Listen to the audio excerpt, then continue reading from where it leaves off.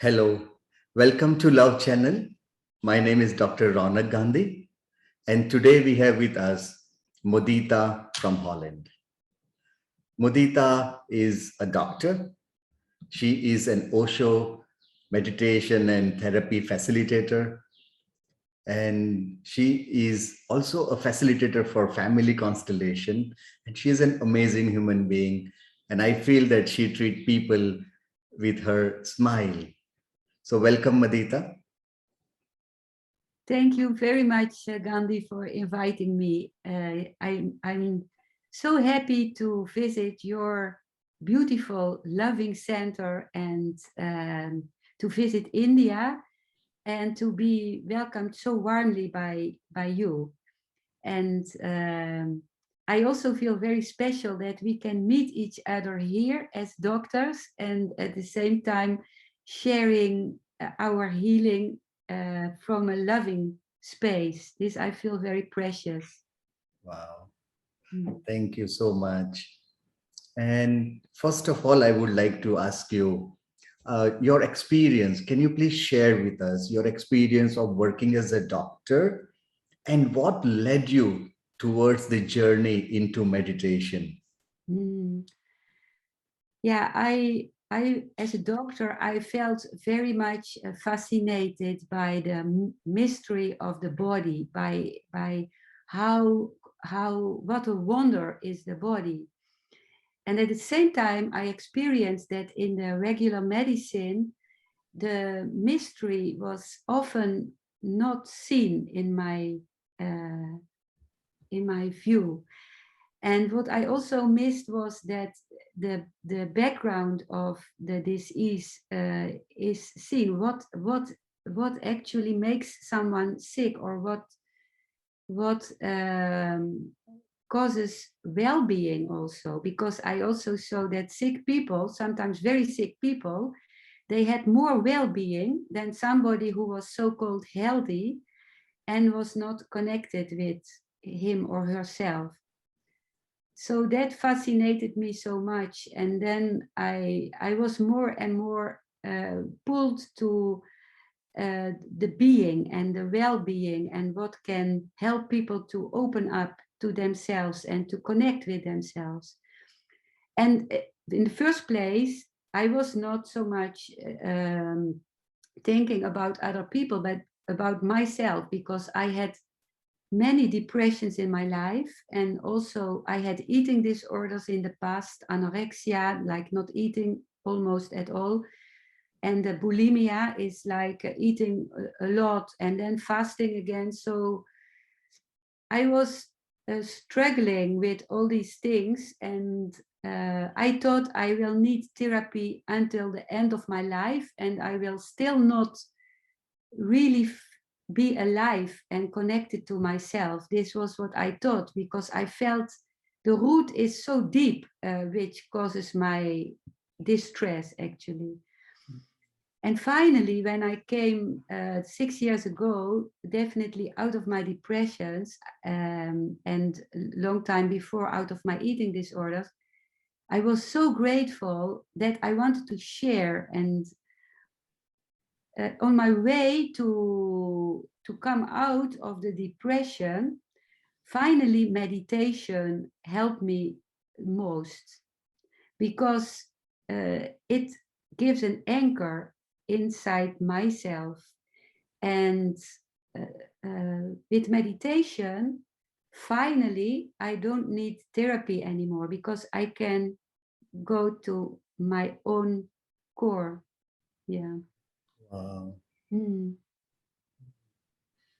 So please tell us about your about the depression and like 40 years you said it's like a really long time. So please Mhm. share with me and everyone on Love Channel Mhm. about your journey into depression and Mm.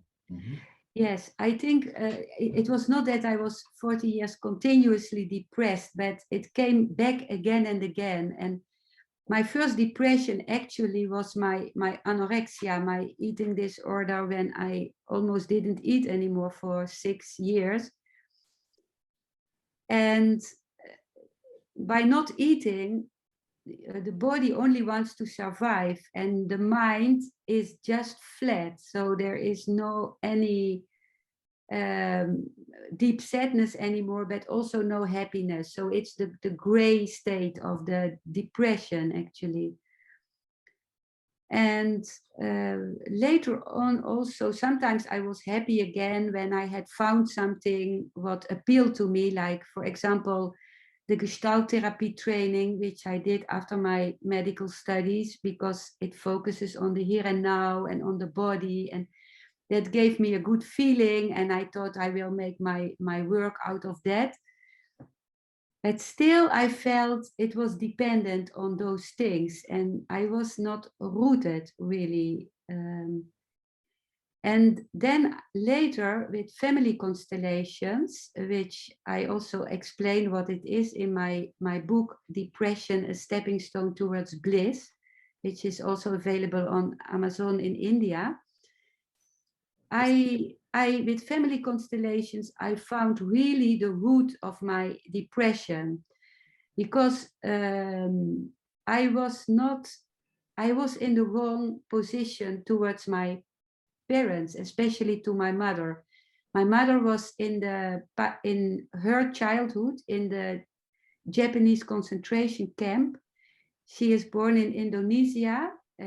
She is Dutch from origin, but she's born in Indonesia. And then the Japanese people invaded Indonesia, and they put them in a concentration camp with almost no food and very heavy punishments, and they were captured there. And her father transported to Myanmar to work on the railways, and another brother to the boys' camp. And so she saw so many people dying. Every day there came a car, and all the dead children were put on the car and taken out.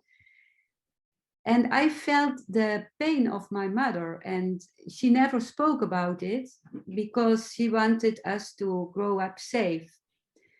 So by feeling her pain, I tried to take her pain on my shoulders. This, I think every child tries that, to relieve the parents.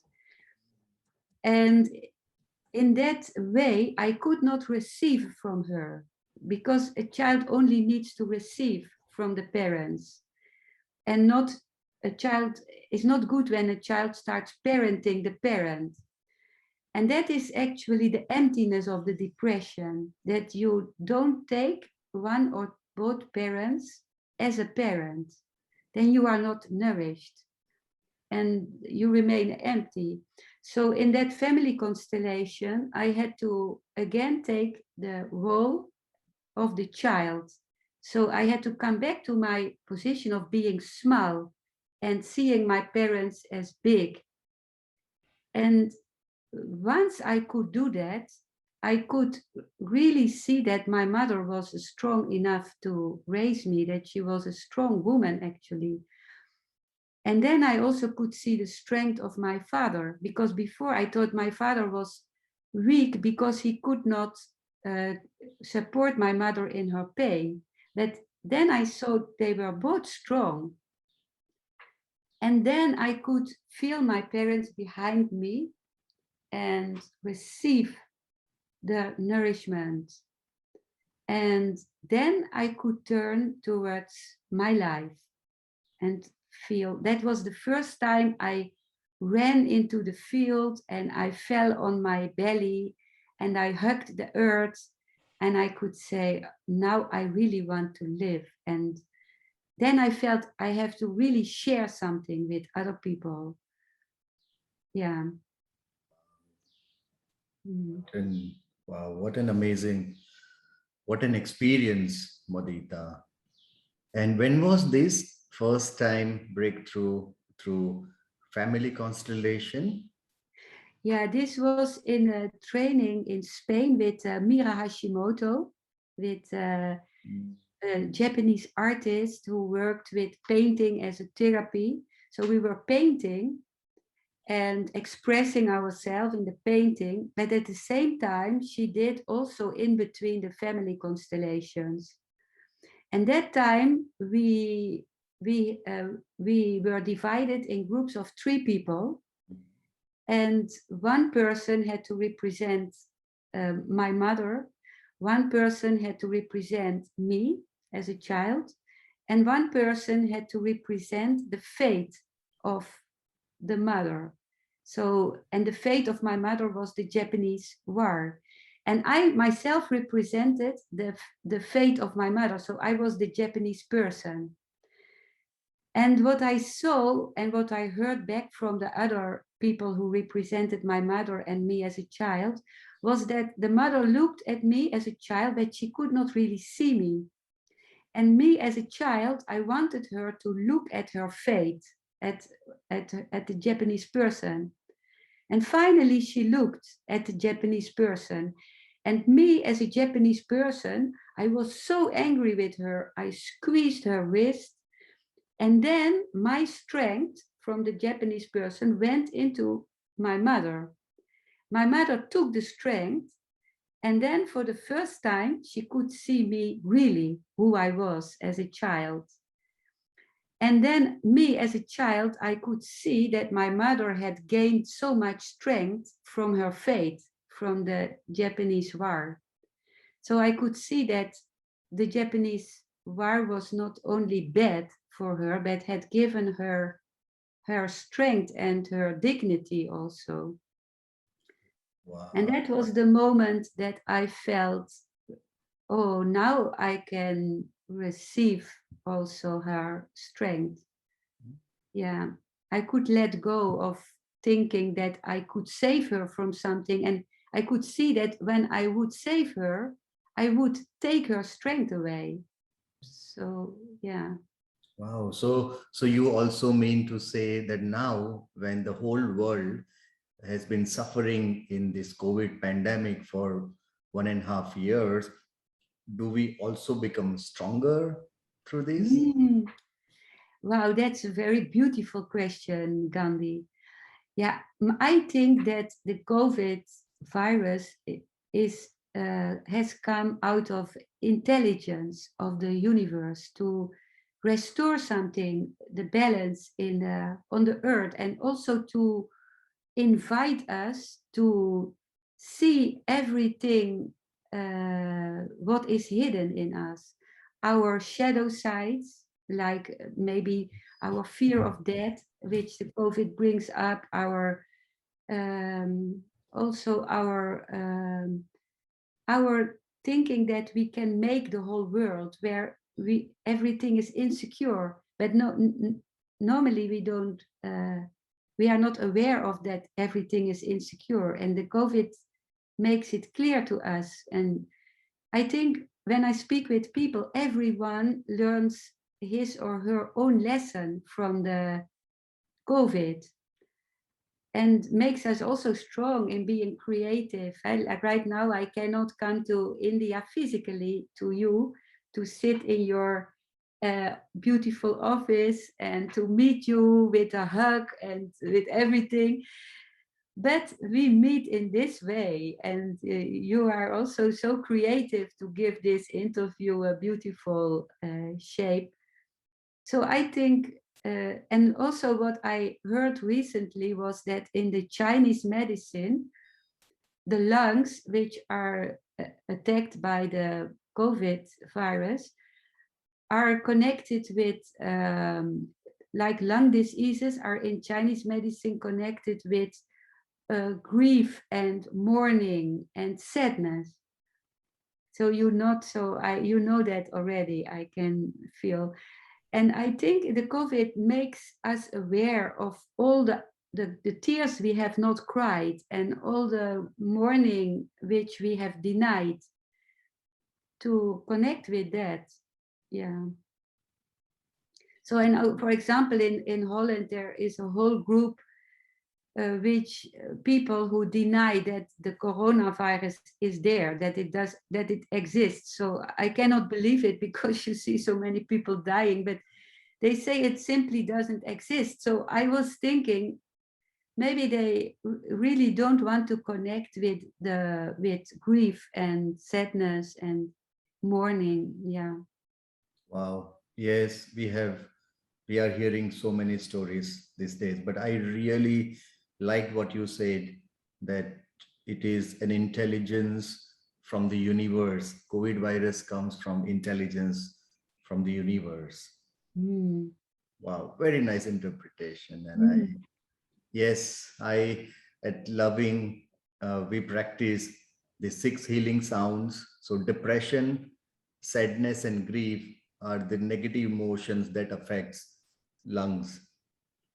So right now, I can say we are in a circle because we cannot live our life in the old ways, how we mm, used to live before COVID. That creates depression in us, and that makes us more vulnerable to disease, to COVID. mm. Wow, that's very beautiful what you say about that resistance creates the depression. Yeah, that's also why my first chapter of my book, Depression: A Stepping Stone Towards Bliss, is called Acceptance. Okay. And it's even accepting the depression, because this I learned also from my or our spiritual master Osho. He says, don't fight the depression, just accept it as it is, because once you fight the depression, you come in what he calls a secondary depression. Then you are depressed about the fact that you are depressed.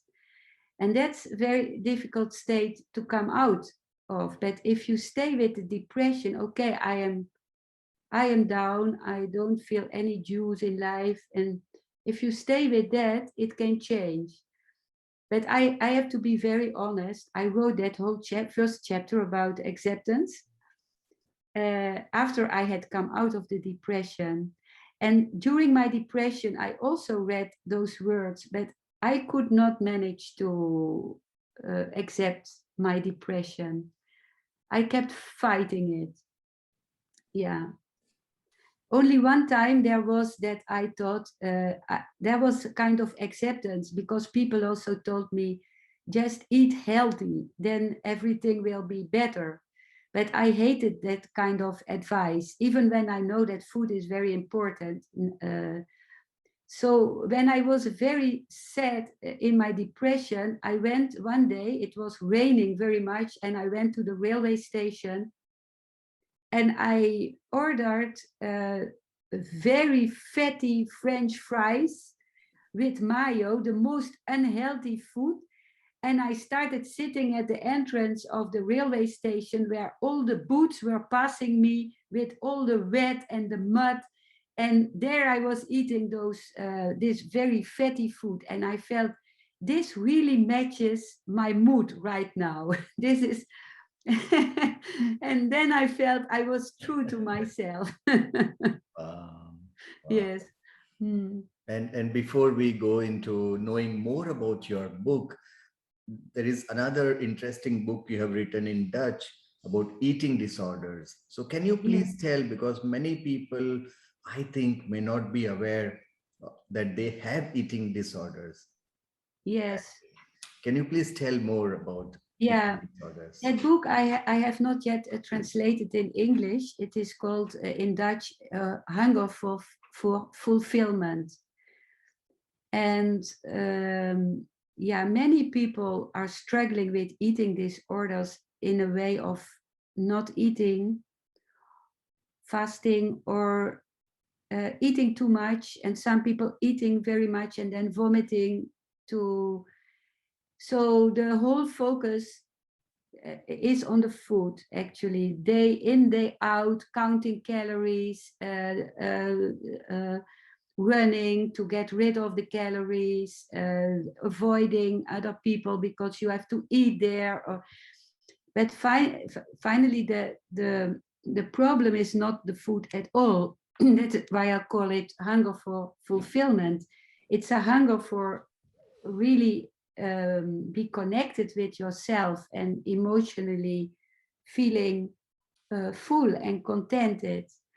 And what I write in my book is I read before writing this book such a very pile of the best books of the best psychiatrists and psychotherapists like Hilde Bruch, a German psychiatrist, about eating disorders, and as a background. And the main thing is that mostly the eating disorders, they start happening around the puberty, like maybe, yeah, now in the COVID time, even children of 10 years old start already stopping with eating.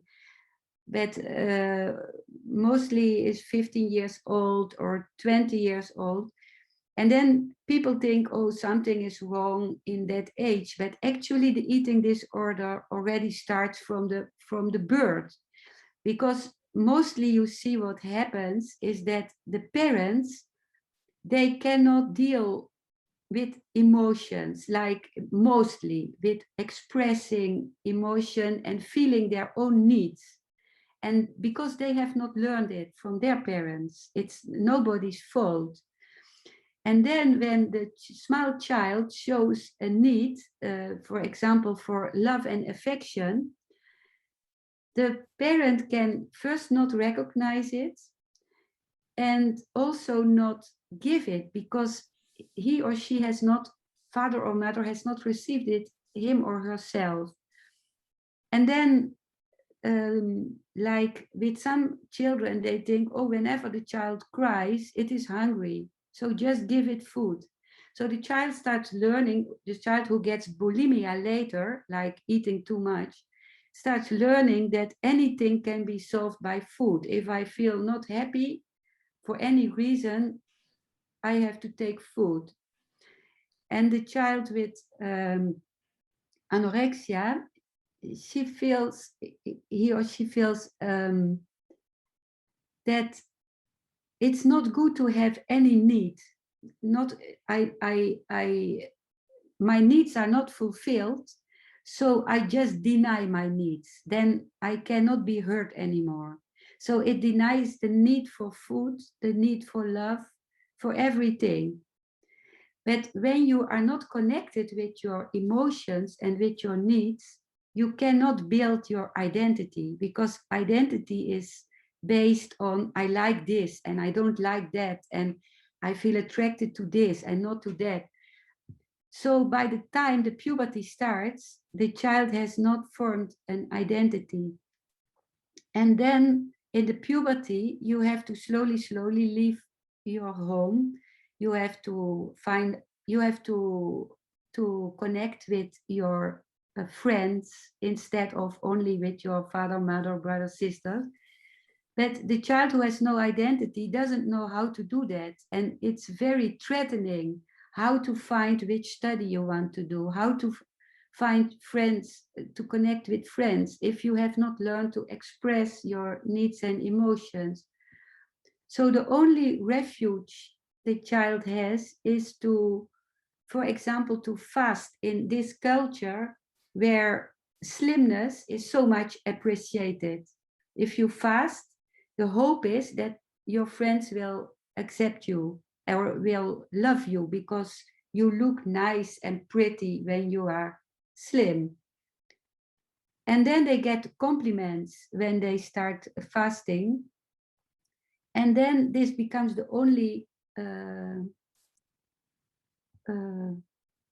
way to stand in life like this. Yeah, and that's why it's also very difficult to give it up, because if you give up the eating disorder, you are just naked. You have nothing anymore to hold on to.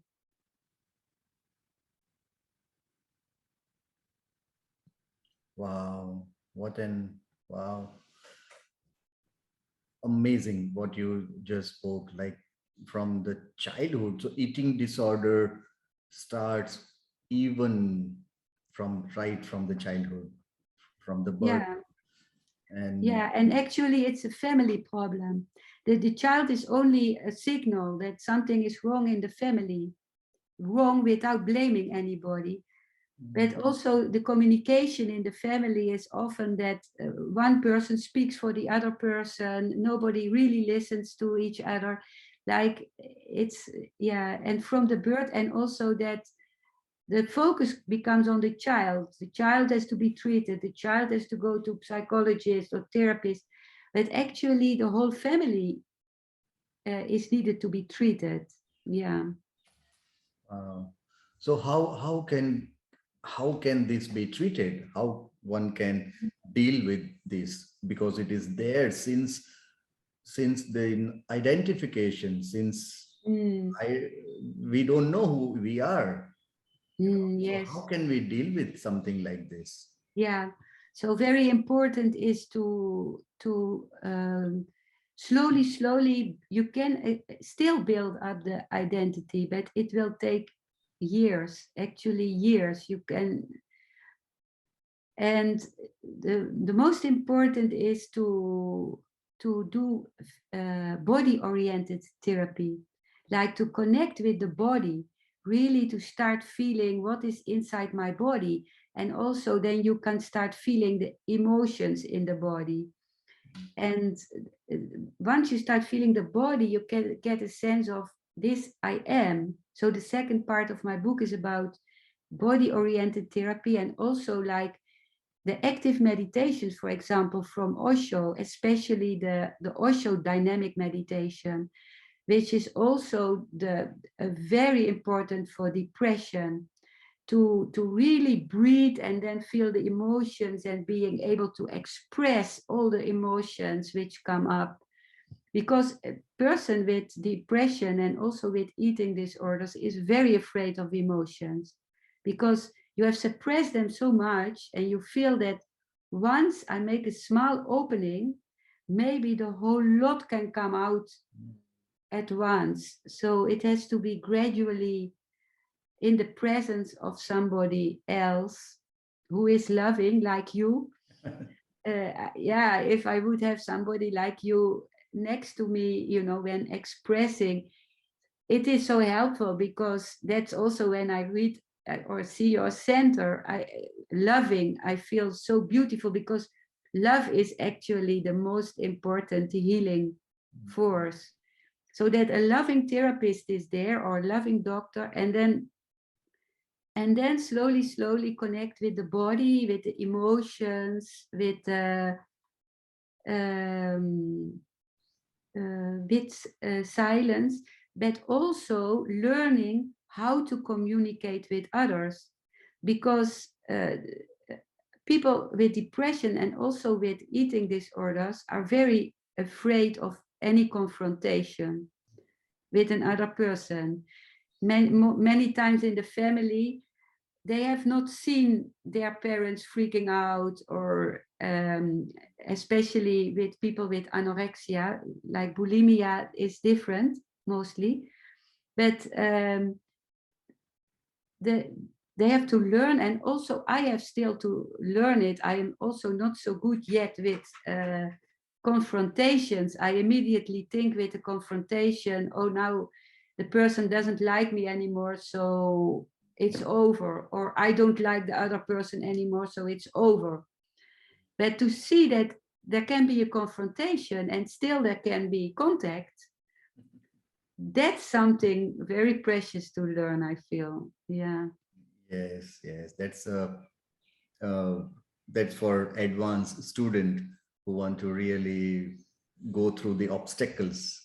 So, Yes. so confrontation is a doorway to reach to deeper self of the person. Wow, that's beautiful said. Mm. That the obstacle is also the doorway. I love that you say that. Yeah, that's Beautiful. what we do here. So, wow. And now please tell us about your book on depression, because I was just checking the data and it's like 10% of the whole world's population is suffering from one or other kind of mental disorders. And these are Mm-hmm. just the reported numbers.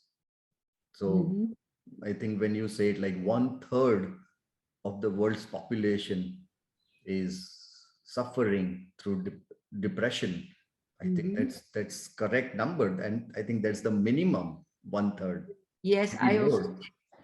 I think also it's more. And actually also what Osho said is depression is a sign of intelligence, because you feel, oh, what is the world all about? What is this whole thing all about? Why am I living here? What am I doing here on the earth? So actually it's very important questions somebody with a depression is asking. And I think also I feel, as you spoke about the doorway, that depression is a doorway, it is a passage from one situation where in which you cannot live anymore, either the circumstances or your state of being, towards a new state of being, which is not there yet. So in that moment there is nothing. Yeah, but I think that it is, and I think many times, even also myself, when I see someone who is depressed, want immediately to take out the person out of the depression. But I think many times it's needed to go to the very bottom of the depression. Once a person said, if you jump in a river where is this whirling which pulls you down, if you resist, you drown. But if you let yourself be pulled totally down, then you can put your feet on the ground and Oh, go that's up. so beautiful. That's so rather than fighting and want to come out quickly, just looking inside and going into the root of it. Yes, Wow, yes, very nice expression you said with the, you know, yeah. yeah, yeah. Yeah, it was my experience in my last depression. It lasted 2.5 years, so that was very long because every day is a hell. But later I could see I needed that last depression. I really needed it to really feel, oh, now there is no hope anymore. Like, yeah, but to say it afterwards is very easy. But once you are in it, it is, you cannot feel there is any end to it. Yeah, yeah. But I think it is necessary. I recently I was going for a walk, and on the grass some boy was sitting and he said, oh, I recognize you from the website. I looked at it and I am depressed, he said. And then he said, I can see the sun is shining and I see the flowers. I see that this is all happening, but I cannot feel it. And then after, he said, and at the same time, I look around all the people who are maybe enjoying it, and I don't even want to be like them. So that means actually he owned his state of being. So then I felt very respectful to him that he shared that and that he recognized, actually I want to be, something in me wants to be here right now. Yeah. Wow, amazing. Mm. And do you think, when someone, when you say it's your last depression started 2.5 years, do you think one recognizes when someone is going into it, the beginning of a depression? And what could be the signs of beginning of a depression? Yeah, I recognized it because I had gone through other depressions.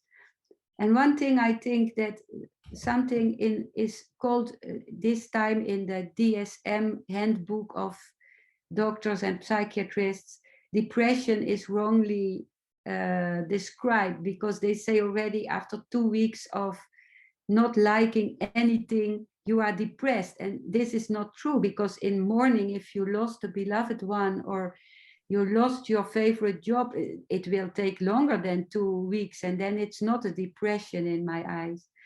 But I recognize, I remember very well the last time my depression started, I really saw the image before me like a black monster which opened his mouth very slowly, and the, I could see the emptiness, the black emptiness, like a nothingness, but not a beautiful nothingness of meditation, but really nothing. And I started fighting it immediately. I started doing everything I could help, a dynamic and the body exercises and anything, but it didn't help. Yeah. So, and what I recognized, that it was gray, that nothing made sense, nothing could give me any joy or thrill or no perspective, no perspective for the future, only seeing the negative things which happened in the past. I think there is a kind of neuronal circuit in the brains which is activated then and sees only the negative. And the worst thing I did, because I wanted to come out, I only looked around how other people who have shining eyes and who are happy are living. And I compared myself to them and started doing what they were doing. So the more I did this, the more I was drowning away from myself. So this, I see that comparison is very logical that somebody starts doing that, but it's the best way to be more disconnected from yourself. Yeah. Yeah. Yeah, because they say that mostly so many people in their life might come to this depression, losing a loved ones or losing job, as you said, or and right now in this situation of pandemic, I don't know what would happen after a few months or years once there is a normal life, new normal, they say. Mm-hmm. Yeah. Yeah. And and what do you think, like how this helped you when you say when it is over, when the episode is over, what do you think? Was it uh, what did you discover? What did you find? The gifts of depression. Yeah. What are the gifts of depression? For me, actually, the depressions I had are a gift for my everyday life since, because when I wake up and I know what I like to do or where I like to sit, or when I enjoy a flower or the sun, I always see it against the background of this depression. I think, my God, I can receive the sun. And when I was depressed, I hated it when it became summer, because or spring, everything started blossoming and the sun is shining, and I know other people will enjoy and I cannot enjoy it. So for me it was better when it was raining and nobody would enjoy any sun. So I every day I feel grateful that I also know that state of no color, no emotion, no feeling. Yeah, it gives a certain depth. I think the same like the roots of the tree are in total darkness and not visible, and then the leaves can also blossom when the roots are very deep. So I think somehow the depression, the depression also invited me to look um, to connect, to start searching for who I am. Like, I think maybe without the depression I would not have found Osho also, Who knows? This is my feeling, that this is also what Mira Hashimoto told us, that when persons were complaining about the way they grew up or their parents, or I'm very grateful to my parents now, but because they also brought me to myself and to Osho, the way I had to go through everything. So I think that the depression or a very negative state can put you on the way, put me on the way to really find what is essential in my life. Yeah. Yes. So it's a beautiful question. Yeah. This is, Yeah. I think, so nice when any doctor would ask you when you come in with a complaint, also a physical complaint, what does it give you? Yeah. This is the best. Yeah. Yes, I believe when I have patients or clients with depression, and I say, please write today's date because your life is going to be transformed if you go through this with awareness and with openness. It's a Wow. transformation. Yes, because the Wow. old does not serve the purpose. It needs to be Wow. changed. Wow. I feel so touched by this. Oh my God. I feel shivering when you say that because it resonates so. What a gift for people to that you are standing next to them Oh, in this way. Yeah, really, I appreciate very much. and please tell us about the book. I have been wanting to hear through from you about your book. It's amazing book. The title Mm. Depression: A Way to Bliss. A stepping A stone towards stepping bliss. stone towards the bliss. Yeah. And Wow. many people say bliss, this is too much, bliss. But bliss doesn't mean for me to be all the time in an ecstatic mood, or bliss can also be when I'm very sad and I can really feel the depth of my sadness and enjoy my tears, you know. So bliss is being connected. So in my book, I first is this chapter about acceptance, and then I write about my own depression autobiography. So all the stages in my life when I was depressed, and then when I so-called came out and found something nice again. So it's a way that people can maybe recognize some parts of themselves in this, in my autobiography.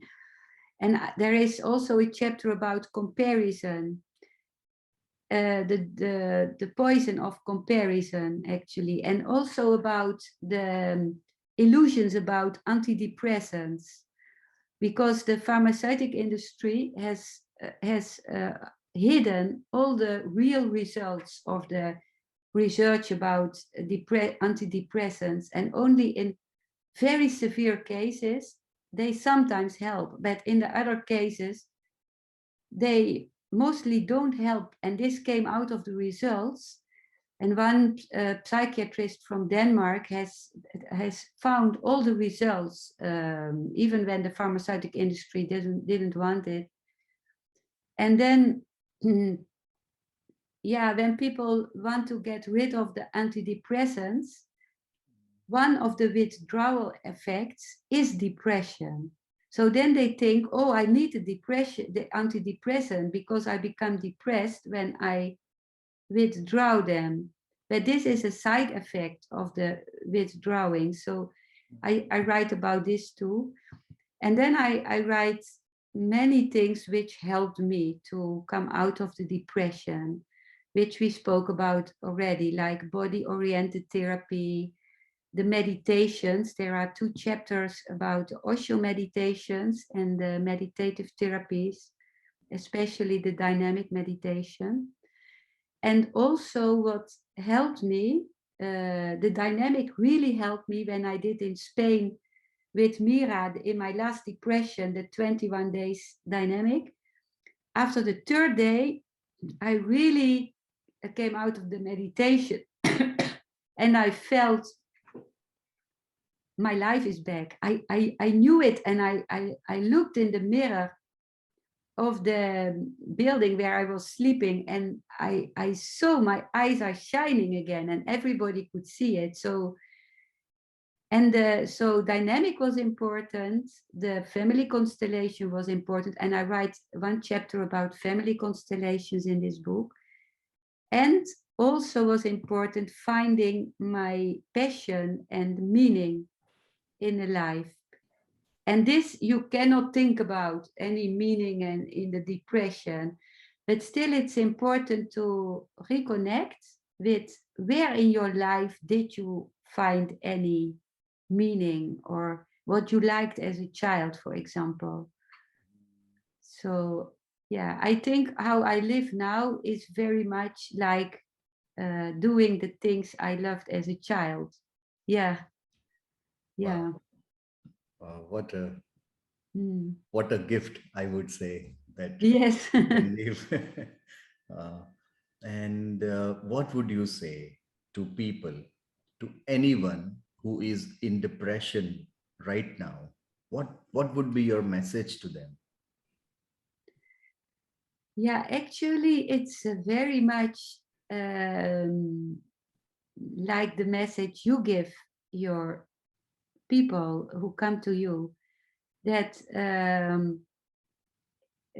even when they don't believe it, that they are in a very important passage of their life, even when you cannot feel that at all.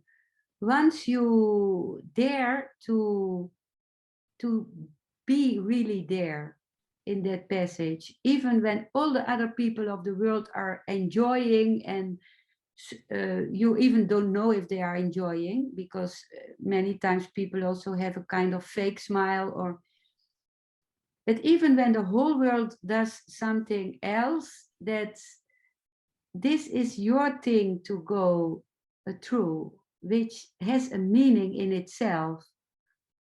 Yeah, yeah.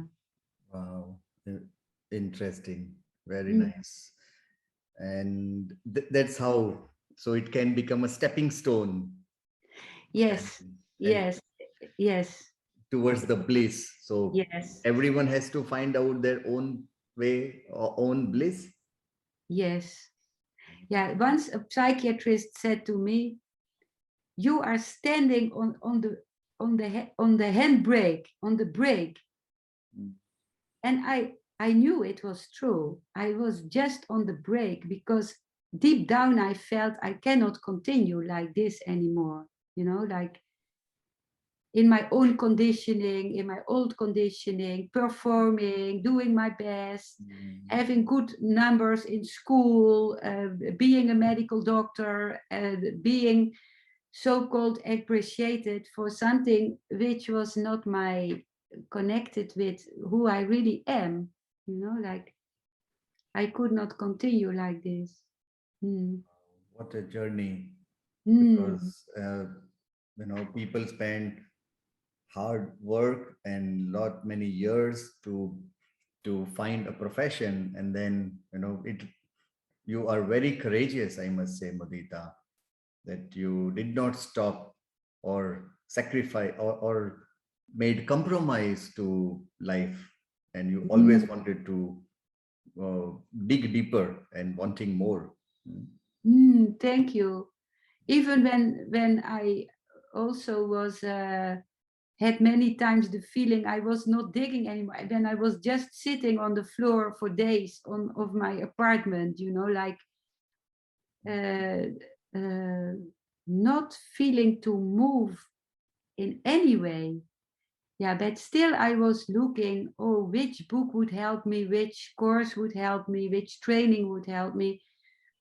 That was true. And that was also important. I did so many workshops and trainings, and then I was happy in the training because some emotional release or some breakthrough. And then I went home and I was thinking I had switched the button and now I would be happy forever. But then I write also in my book, suddenly I realized, oh, then one time I wrote an email to also Osho Sannyasin. She was a craniosacral therapist. And I said, I'm so unhappy. And she answered something, suggesting me a book. And then again, I wrote, I'm so unhappy. And what she wrote back then was, when you are still unhappy, it means you didn't do your homework. So that came like a Zen stick, you know. So then I realized I have to use what helped me in any workshop or like a talk with someone, to use it every day as a tool. It's not just doing a workshop and then sitting back and waiting, okay, where is the happiness now? So that time I started using my tools. And from that moment, I took my own responsibility for myself. Yeah. And before we conclude, I want to know, when you mentioned body oriented therapies, and with someone who is not able to go to different places or do not know much, what what are the body oriented therapies and what one can do just simply to begin with? Yeah. Yeah, body oriented therapies are like, I don't know how is that in India, but here is like um, emotion, body or emotional therapy, or also gestalt therapy, or bioenergetics, or yeah, or the active Osho meditations. And Mhm. what somebody can begin with would could be a body scan every day, like Hmm. laying down or sitting down, and then start feeling what you feel in your big toe, what you feel in your second toe, what in your foot. How, even when there is no feeling, that's also a feeling. There is no feeling there. And then the legs and the knees and the, so to connect with what is there in the body. Yeah. And right now it's difficult, Gandia, in the Corona time, because physical contact is often not possible. I think there are certain things like yoga, or like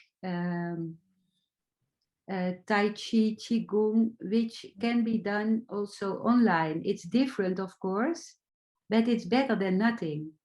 Right. Yeah. Right. Hmm. All right.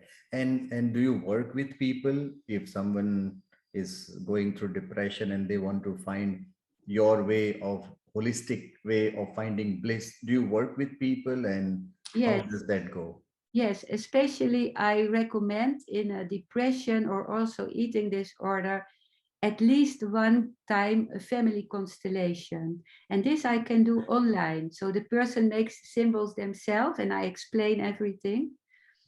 And then because many things we carry are not our own, we carry them from somebody else. For example, in depression, unconsciously you follow someone who wanted to die, and out of love you express that in your life. So it's, and this you cannot reach with your consciousness. This can be only visible in a family constellation.